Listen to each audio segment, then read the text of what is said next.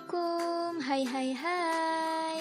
Kembali lagi nih kami dari kelompok 4 yang beranggotakan saya sendiri Alia Narulita dengan NPM 19130210006.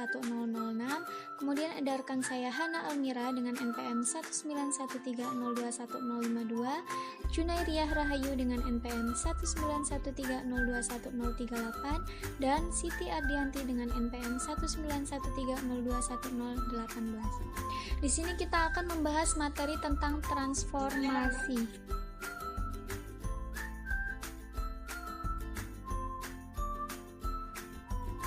Nah, dalam materi transformasi ini kita akan membahas 4 subbab materi. Yang pertama yaitu refleksi, terus ada dilatasi, ada translasi, dan juga ada rotasi.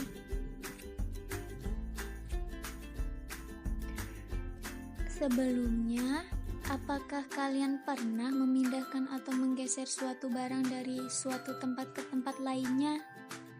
Ketika kalian memindahkan suatu benda ke tempat lain, maka bentuk benda tetaplah seperti semula. Hanya saja posisi dari benda telah berubah dari posisi awalnya. Apakah kalian pernah memperhatikan bentuk dari bayangan kalian saat bercermin? Bagaimana cara kalian untuk menggambar bayangan benda hasil suatu pencerminan?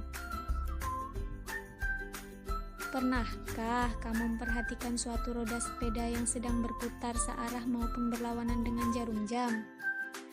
Apakah roda sepeda tersebut sedang berotasi? Hal-hal apa saja yang mempengaruhi rotasi suatu benda? Apakah kamu mengetahui apa itu dilatasi pada suatu benda? Faktor apa saja yang mempengaruhi dilatasi? Kamu akan mengetahui jawaban dari setiap pertanyaan dan permasalahan tersebut dengan menggunakan transformasi geometri. Konsep mengenai transformasi pada benda akan kita pelajari bersama di bab 3 ini dengan kelompok 4. Cekidot. Sebelum masuk materi, kita akan bahas dulu nih, siapa sih Ibnu Al-Hitham itu? Ada yang tahu nggak?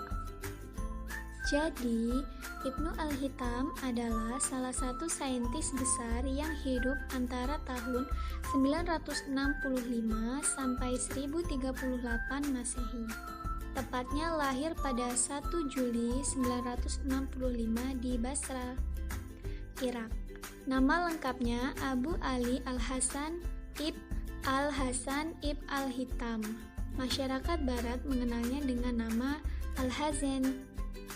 Ibn Al-Hitham hidup di masa Daulah Abbasiyah, salah satu dinasti muslim besar yang pernah berkuasa di Timur Tengah hingga Eropa. Karyanya mencapai lebih dari 185 buah.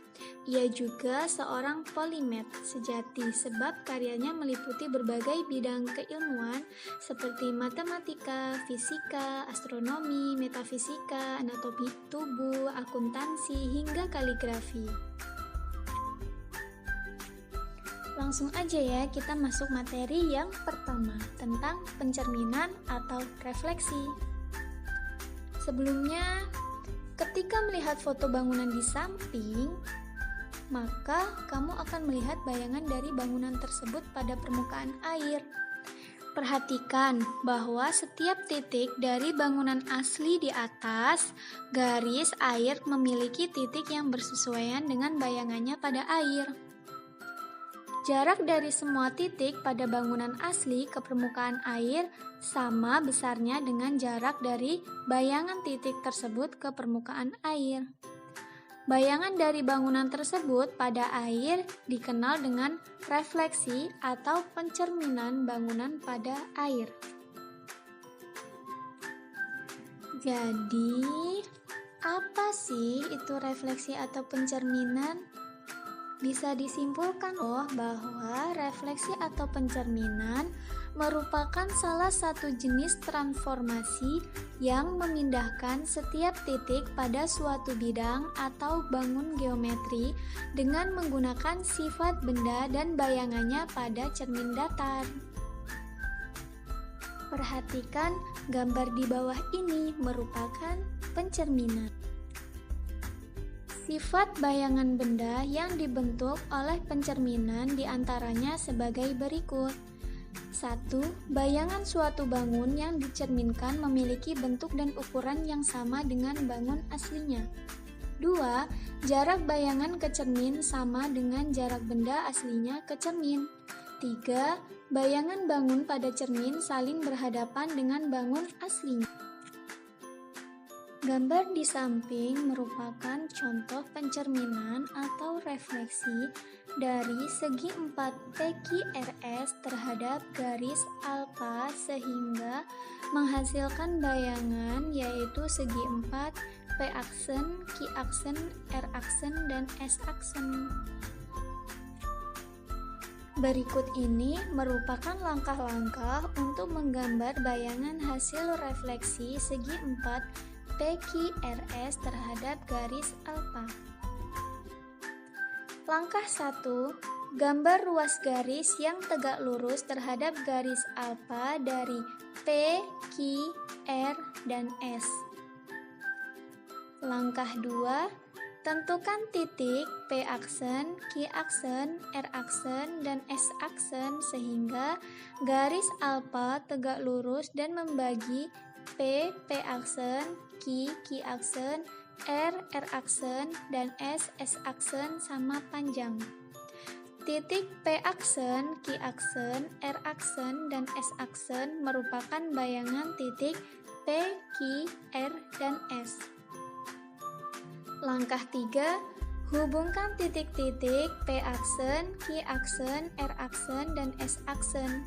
Oleh karenanya, P-aksen, Q-aksen, R-aksen, dan S-aksen merupakan bayangan dari P, Q, R, dan S yang direfleksikan oleh garis alfa. Maka, segi 4 P-aksen, Q-aksen, R-aksen, S-aksen merupakan bayangan segi 4 P, Q, R, S. Sedikit informasi. Beberapa gambar dapat dilihat sedemikian sehingga setengah bangun tersebut sama dengan bagian yang lain. Lipatan yang dimaksud merupakan garis refleksi yang disebut garis simetri atau simetri lipat. Seperti contoh di bawah ini. Huruf G tidak memiliki simetri lipat. Huruf A memiliki satu simetri lipat. Huruf H memiliki 2 simetri lipat. Dan untuk segi 8 beraturan memiliki lebih dari 2 simetri lipat. Selanjutnya di sini ada contoh lagi. Gambar di samping menunjukkan contoh refleksi atau pencerminan bangun datar ABCDE pada garis M. Perhatikan bahwa ruas garis yang menghubungkan titik dan bayangannya tegak lurus terhadap garis M. Garis M disebut garis refleksi untuk ABCDE dan bayangannya A-aksen, B-aksen, C-aksen, D-aksen, E-aksen. Karena E terletak pada garis refleksi, titik awal dan bayangannya berada di titik yang sama. Jarak antara A terhadap garis M sama dengan jarak A-aksen terhadap garis M. Begitu pula untuk titik sudut yang lainnya dan bayangannya yang memiliki jarak sama terhadap garis refleksi M. Jika diketahui sembarang titik dengan koordinat X, Y pada koordinat kartesius, maka koordinat bayangan hasil pencerminannya dapat dilihat pada tabel 3.4 berikut ini. Jika pencerminan terhadap sumbu X, maka titik koordinat bayangannya menjadi X, negatif Y. Jika pencerminan terhadap sumbu Y, maka titik koordinat bayangan menjadi negatif X, Y. Jika pencerminan terhadap titik asal O 0,0, maka titik koordinat bayangannya menjadi negatif X, negatif Y. Jika pencerminan terhadap garis Y sama dengan X, maka titik koordinat bayangannya menjadi Y, X. Jika pencerminan terhadap garis Y sama dengan negatif X, maka titik koordinat bayangannya menjadi negatif Y, negatif X.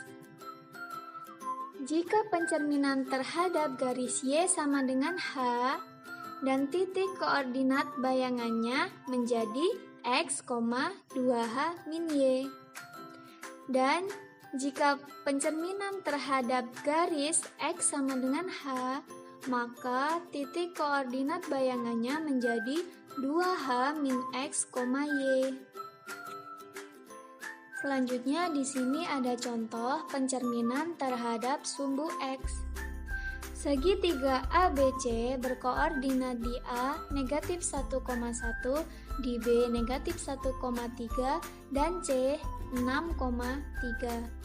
Gambar segitiga ABC dan bayangannya yang direfleksikan terhadap sumbu X, bandingkan koordinat titik-titik ABC dengan koordinat bayangannya. Penyelesaian. Perhatikan bahwa titik A berada satu satuan di atas sumbu X. Maka bayangannya adalah A aksen yang terletak satu satuan di bawah sumbu X. Sedangkan titik B dan C berada pada 3 satuan di atas sumbu X, maka bayangannya adalah B aksen dan C aksen yang terletak 3 satuan di bawah sumbu X. Dengan demikian diperoleh koordinat masing-masing titik dan bayangannya adalah sebagai berikut.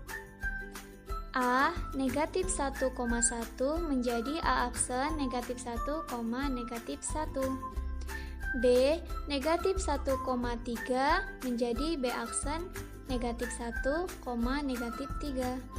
C 6,3 menjadi C aksen 6, negatif 3. Hubungkan ketiga titik sehingga membentuk segitiga A aksen, B aksen, C aksen. Menentukan hasil pencerminan atau refleksi, selain melihat gambar, lebih mudahnya kita menggunakan rumus pencerminan terhadap sumbu X, yaitu hasilnya X, negatif Y. Jika diketahui titik A-nya itu negatif 1,1, maka X, negatif Y-nya negatif 1, negatif 1. Jika diketahui titik B negatif 1,3, maka hasil pencerminan terhadap sumbu X, negatif Y adalah negatif 1, negatif 3. Jika diketahui titik C 6,3, maka hasil pencerminan terhadap sumbu X yaitu X, negatif Y-nya sama dengan 6, negatif 3. Selanjutnya di sini ada contoh pencerminan terhadap garis Y sama dengan X. Diketahui segi 4 ABCD yang memiliki koordinat di A negatif 1, negatif 1, B 1,0, C negatif 1,2, dan D negatif 2,1. Direfleksikan terhadap garis Y sama dengan X. Gambar ABCD dan bayangannya yang direfleksikan terhadap garis Y sama dengan X. Bandingkan koordinat titik-titik ABCD dengan koordinat bayangannya. Bisa terlihat ya di gambar itu, garis Y sama dengan X adalah garis yang berwarna biru. Penyelesaian. Untuk menentukan bayangan titik-titik segi 4 ABCD, perhatikan jarak titik B ke garis Y sama dengan X. Dari titik B, buat garis yang tegak lurus ke garis Y sama dengan X. disebut garis B aksen. Kemudian, dapatkan titik B aksen yang memiliki jarak yang sama besar dengan jarak titik B ke garis Y sama dengan X. Titik B aksen merupakan bayangan titik B hasil refleksi terhadap garis Y sama dengan X. Dengan demikian diperoleh koordinat B aksen sama dengan 0,1. Gunakan cara yang sama sehingga diperoleh koordinat bayangan untuk titik-titik yang lainnya sebagai berikut. A, negatif 1, negatif 1 direfleksikan menghasilkan A aksen negatif 1, negatif 1. B, 1,0 direfleksikan terhadap garis Y sama dengan X menghasilkan B aksen 0,1. C, negatif 1,2 direfleksikan terhadap garis Y sama dengan X menghasilkan C aksen 2, negatif 1. D, negatif 2,1 direfleksikan terhadap garis Y sama dengan X menghasilkan D aksen 1, negatif 2. Hubungkan keempat titik sehingga membentuk segi 4 A aksen, B aksen, C aksen, dan D aksen.